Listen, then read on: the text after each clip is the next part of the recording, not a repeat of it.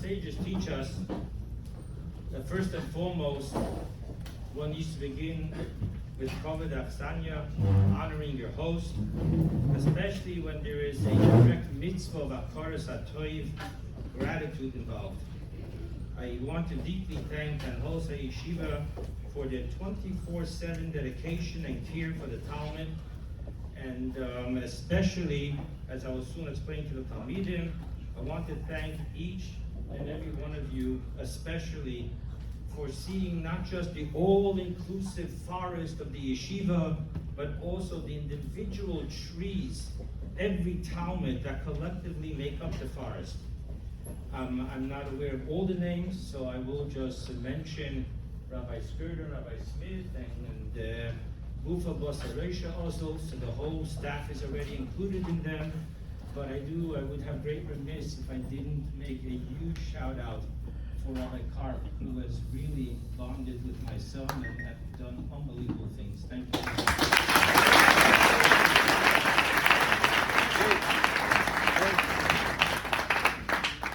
The second obligation of Akaras HaToiv is that while I was asked to speak to all the students, I was asked to speak as a father of a student, and I want to really proudly and publicly extend my gratitude to Shlomeh Dovid for all the accomplishments that you have achieved in these 3 years.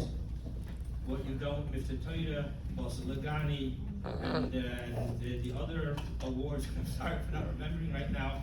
Also, you showed me that you got an 87.3 on the wall for the next award. I'm super, super proud of you. And not just for your academics, but also for your menschlichkeit, your simple, good heart. And as Rabbi Skirder said, truly, when I think of you, I think of your gaita umatzosa paim.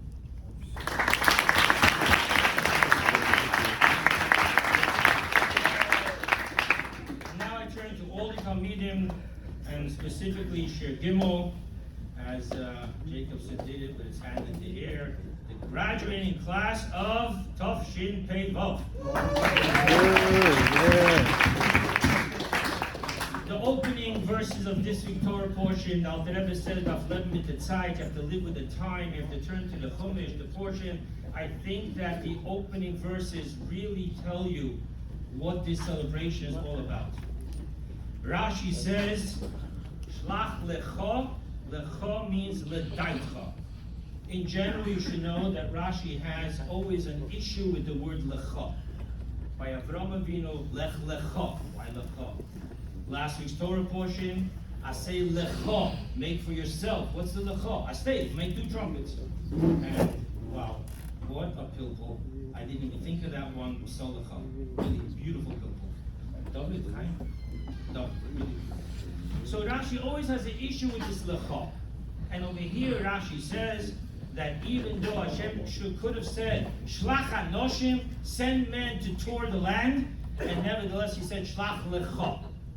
And Rashi says, what's the lecha? What's to you? Send for you. So Rashi explains that Hashem was actually saying, Lidaitcha.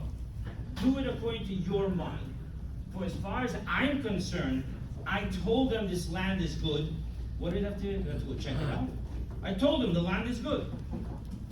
So therefore, l'taitcha, do it according to your opinion. And then the Abisha says that he makes an oath that I'm going to set up for them tumbling blocks. You want to do it your way? You want to work with your mind? Okay, let's see what's going to happen. And I made an oath that he's going to give room for them to error, to make a mistake. And Kachava, 10 out of 12, Taka came back and they made a mistake.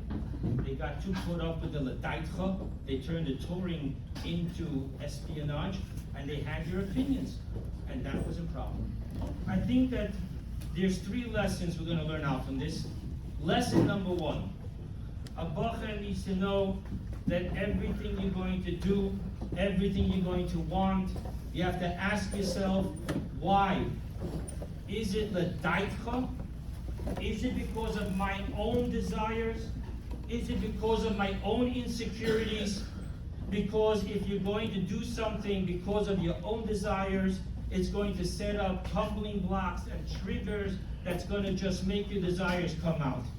And if it's going to be about ego, you should know that when you go l'daitcha for your ego in the journey, there's going to be stumbling blocks to trigger and bring out your ego.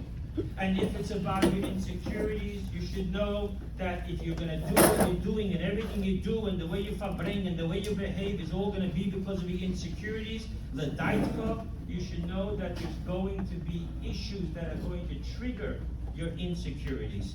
So therefore, you always have to ask yourself, l'daitcha, why am I doing this?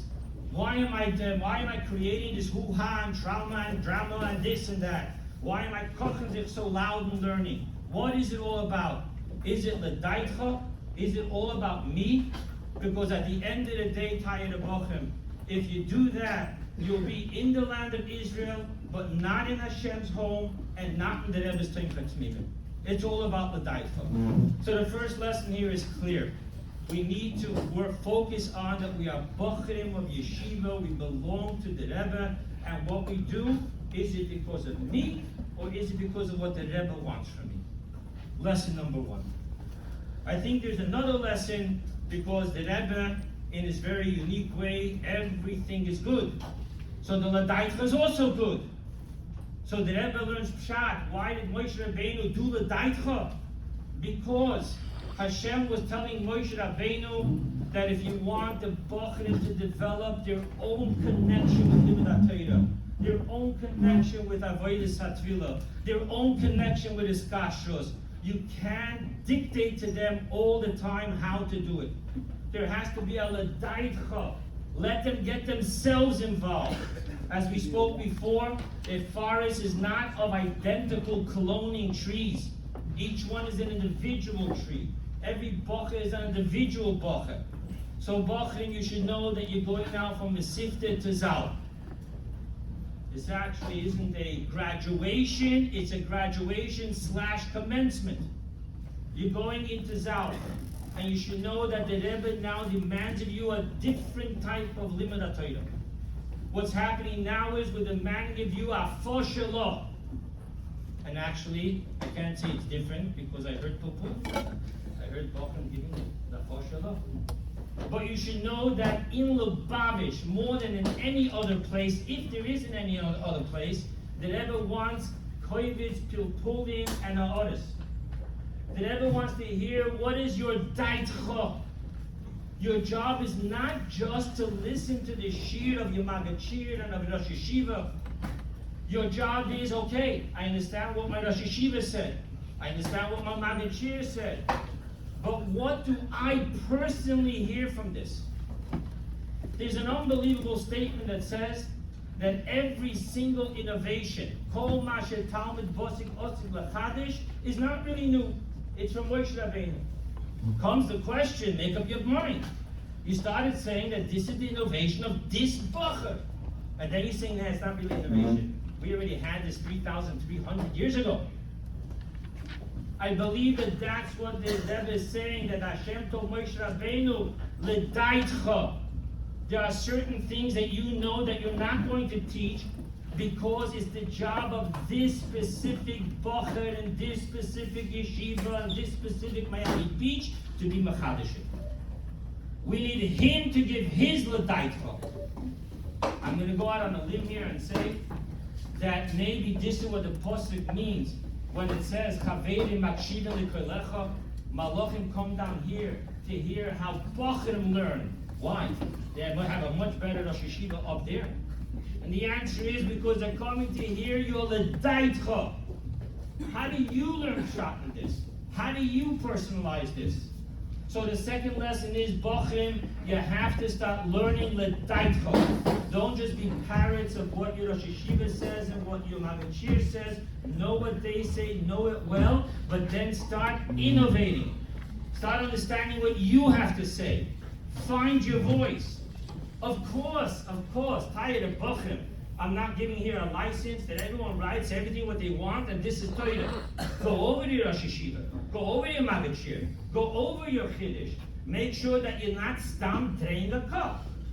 But that's your job. Align your brain with Torah so that you can have your innovation. which all the malachim are coming to you to hear. L'daitcha. Then, I think there's a third and most important lesson, the lastly, which is that shlach lecha anoshim. There is entire Chassidus on what it means that Moshe Rabbeinu told Yeshua, v'char lanu anoshim, anshe Moshe. People, you know halacha, that on a mushroom, what bracha do you make? Shahako. Why? Gidulo min. It doesn't grow from the ground, it grows from the air. And you should know that science tells us that mushroom is not a vegetable, it's a fungus. And that's what happens if you're not a shlach lecha. We need to know that we as bochrim, we are the Rebbe's kids. Erev Yom Kippur, Tavshin Yud Aleph, when the bochrim asked the Rebbe for birchas bonim, not a bracha, birchas bonim. A father blesses his sons. Can you bless us as our father who blesses their sons? The Rebbe said, Ihr seid doch the Rebbe's kinder. The Rebbe burst out crying, and then the Rebbe started giving brachas the way only a father gives to only a son. That's who you bochrim are. You need to remember that you're shlach lecha. You are Moshe Rabbeinu's talmidim. And here is something that Misnagdim will never understand. There isn't a single Lubavitcher bocher that has an aspiration to become a gadol. That's not what we're looking for. You want to know what we're looking for? Being that you are the lecha of the Rebbe, all we're looking for is that we should be an honorable lecha of the Rebbe. We should be a lecha that's worthy of the name that the Rebbe says, these are my children. Shlach lecha. By the way, parenthetically speaking, I just heard this recently. We listened to a podcast from the head that Garelik, Levi Garelik, who listened to this podcast. He said that he was the one in yeshiva, a whole thing that happened in Morristown. They started giving a weekly koivitz of an artist of the Bochen to the Rebbe. They printed it, and it was specifically on the Sichos. He says that he heard from someone that was in Yechidus by the Rebbe. He asked the Rebbe a question on the Rebbe's Sikha. The Rebbe got up, took out the koivitz, and said to him, one of my bochum asked this question. That's who we need to be. The Ladaitcha and the Lecha, belonging to the Rebbe. So, right now, I finished my official speech from this side of the podium, and I'm going to sit with you bochum from that side of the podium. Reuven Dunin, the Rebbe, I was by his Verbringens, a great close to Reuven Dunin. And by his Verbringens usually talk not just about the Nefesh. He had a very unique way of talking about the Nefesh Bahamas, the Yitzhak. And when he was by the Yechidus from the Rebbe asked him, Reuven, why do you talk like this? And he told the Rebbe, I need that my Yitzhak and Nefesh Bahamas should understand, not just my Nefesh Kiss. I heard the Rebbe smile, and the Rebbe did not disagree. So let's do a little bit of Reuven Dunin here. You know, I used to work in this Mesivta. I used to work in Zal. And I am extremely fond of you bochum. I'm not from those that say, I truly admire, am fond, and love you boys. I love the way you have to work out your skashas to the Rebbe. I love the way you deal with your struggles. I love the way you make Rebbe real in your lives. So I hang out. I come in Wednesday night. Once in a while I sit with my son in the lunchroom when he's eating. And my ears, I love hearing your bochum's conversations when Hol is not around. So I found out a little secret that maybe Hol shouldn't know. Some of you bochum love Star Wars. So let's go ahead and learn a little bit of a lesson from Star Wars. First and foremost, Chevra, take your battles to the sky. There was a chassid of the Alter Rebbe who said that only because of my ego am I a chassid. Because I used to tell my Yetzer Hara, I'm like the rest of them. I'll do Avedas too. But please, bring me an honorable sin. I'm a chassid. You want me to do that? No, thank you. In other words, Star Wars. Take your wars to the sky. Lift your heads. Be like Moshe Rabbeinu. Hazinu. Oizen. Close. Speak close. Where are you close to? Es Hashamayim. You should have different type of battles. Take off your children's shoes. The battle is no more for you Bochrim. Whether in lunch, not lunch, it stinks, it's that, we're upset, and that, and then other Vedas which are nishtalshul from the type of Zavachila.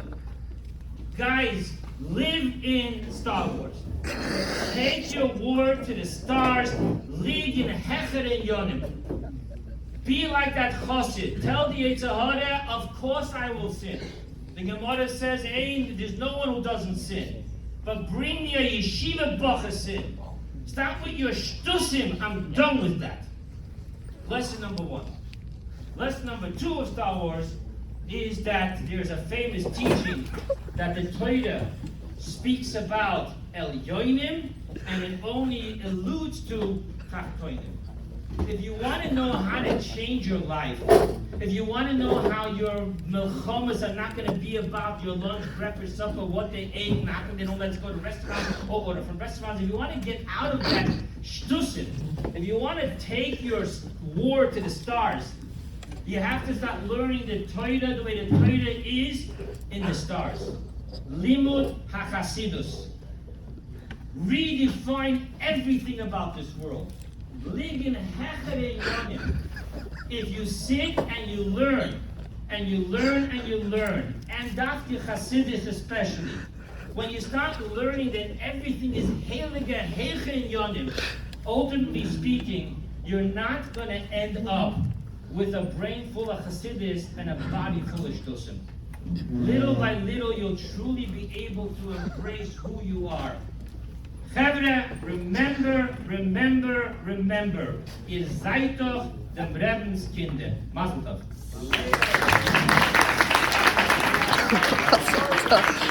So tough.